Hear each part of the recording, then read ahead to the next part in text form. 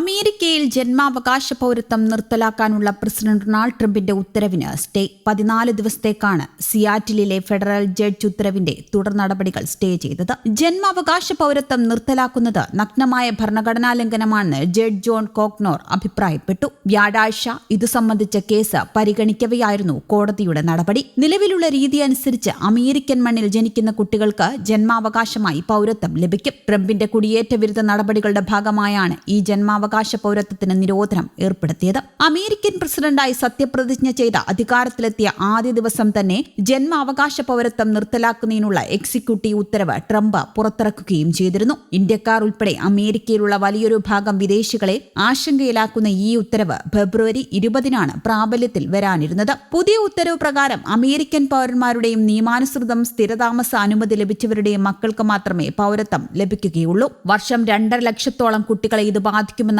കണക്ക്. ട്രംപിന്റെ ഉത്തരവിനെതിരെ നിരവധി അമേരിക്കൻ സംസ്ഥാനങ്ങളിൽ ഇതിനോടകം നിയമ നടപടികൾക്ക് തുടക്കം കുറിച്ചിട്ടുണ്ട്. ഉത്തരവ് നിയമവിരുദ്ധമാണെന്ന് കാണിച്ച് വിവിധ വ്യക്തികളും സംഘടനകളും കോടതികളെ സമീപിക്കുകയായിരുന്നു. അതേസമയം വ്യാഴാഴ്ച പുറത്തുവന്ന സ്റ്റേ ഉത്തരവിനെതിരെ അപ്പീൽ നൽകുമെന്നായിരുന്നു ട്രംപിന്റെ പ്രതികരണം. അതിനിടെ യുഎസിലെ ജന്മാവകാശ പൗരത്വം അവസാനിപ്പിച്ചുള്ള പ്രസിഡന്റ് ഡൊണാൾഡ് ട്രംപിന്റെ പ്രഖ്യാപനത്തിനിടെ സിസേറിയൻ വഴിയുള്ള പ്രസവത്തിന് തിരക്ക് കൂട്ടി ഇന്ത്യൻ ദമ്പതികൾ ഫെബ്രുവരി 20 യുഎസിലെ ജന്മാവകാശ പൗരത്വം അവസാനിപ്പിക്കുമെന്നാണ് ട്രംപിന്റെ അന്ത്യശാസനം. തുടർന്ന് നിരവധി ഇന്ത്യൻ ദമ്പതിമാരാണ് പ്രസവം സിസേറിയൻ വഴിയാക്കാൻ ആലോചിക്കുന്നത് എന്ന് യുഎസിലെ ഇന്ത്യൻ വംശജരായ ഗൈനക്കോളജിസ്റ്റുകൾ പറയുന്നു. ഏതാണ്ട് 20ഓളം ദമ്പതിമാർ ഈ ആവശ്യം ഉന്നയിച്ച് സമീപിച്ചതായും ഡോക്ടർമാർ വ്യക്തമാക്കി. പ്രസിഡന്റായി അധികാരമേറ്റിയുടൻ എക്സിക്യൂട്ടീവ് ഉത്തരവിലൂടെയാണ് ജന്മാവകാശ പൗരത്വം അവസാനിപ്പിക്കുമെന്ന് ട്രംപ് പ്രഖ്യാപിച്ചത്. ഈ ഉത്തരവിൽ ഉടൻ ഒപ്പുവെക്കുകയും ചെയ്തു. ഉത്തരവനുസരിച്ച് ഫെബ്രുവരി 19 യുഎസിൽ ജനിക്കുന്ന കുഞ്ഞുങ്ങൾക്ക് മാത്രമേ ജന്മാവകാശ പൗരത്വത്തിന് അർഹതയുണ്ടാവുകയുള്ളൂ. ഇങ്ങനെ ജനിക്കുന്ന കുഞ്ഞുങ്ങൾക്ക് 21 വയസ്സ് തികഞ്ഞാൽ മാതാപിതാക്കൾക്കും യുഎസിൽ സ്ഥിരതാമസത്തിനുള്ള അവകാശം ലഭിക്കും.